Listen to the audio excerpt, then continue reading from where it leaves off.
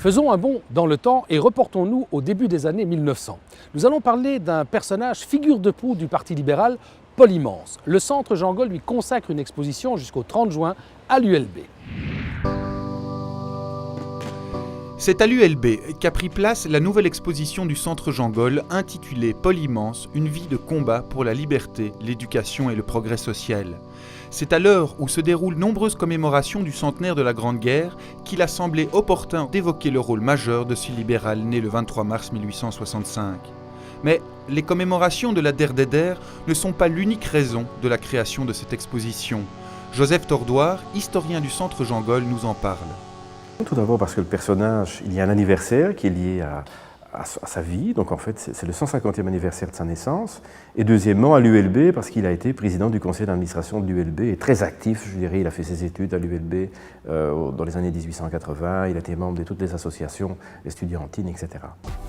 Très actif à l'ULB, les maîtres mots de son œuvre pourraient être liberté, éducation et progrès social. Qui était cet humaniste ? Paul Immense, c'est en fait un maillon important du libéralisme qui permet de relier le libéralisme d'avant 14 avec le libéralisme d'entre-deux-guerres.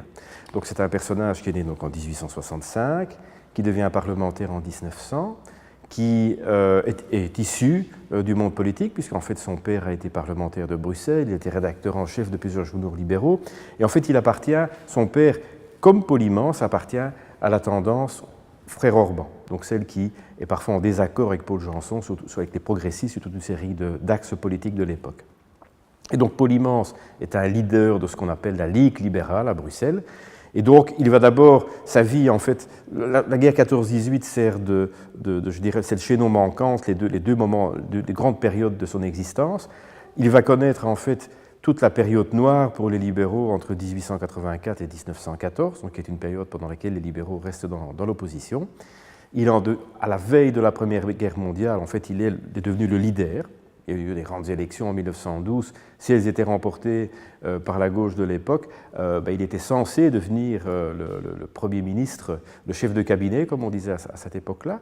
C'est un échec. La guerre 14-18 intervient.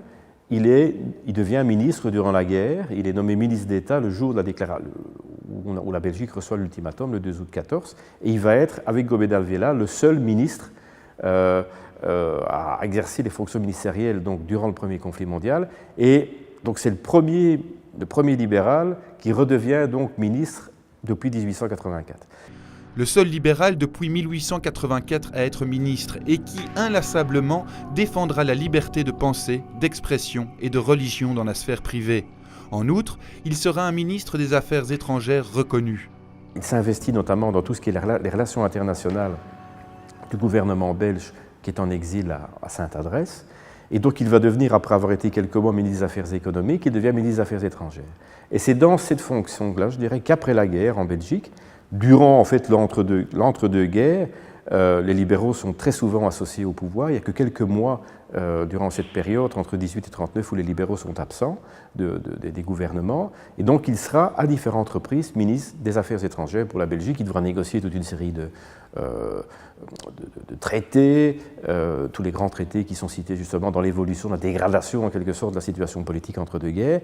Et il sera même, donc en 1920, il est le premier homme politique à présider l'Assemblée de la Société des Nations. Il la présidera encore pendant plusieurs années, durant les années 30. Et donc, en 1920, c'est le Belge libéral donc, qui préside la première Assemblée de la Société des Nations.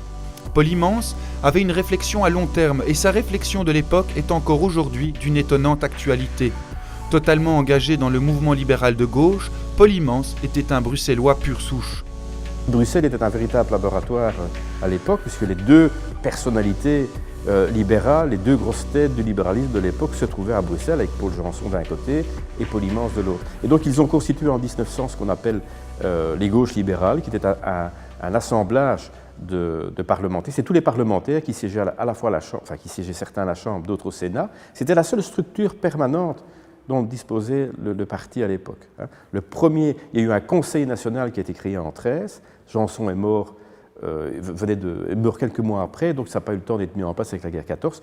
Et les présidents de parti, ou d'une structure dont aujourd'hui est héritier l'EMR, il faut attendre le lendemain de la Première Guerre mondiale. Mais donc Immense ne sera jamais président de parti, mais il sera notamment le président du groupe parlementaire libéral, et il va garder durant... donc c'est un très long laps de temps. Donc il termine ses études à l'ULB en 1883, je pense, et en 85 il devient membre de la Ligue, député en 1900. Et il est toujours, à la veille de la Deuxième Guerre mondiale, il est toujours parlementaire, et il va mourir à Nice en 1941, en exil en quelque sorte.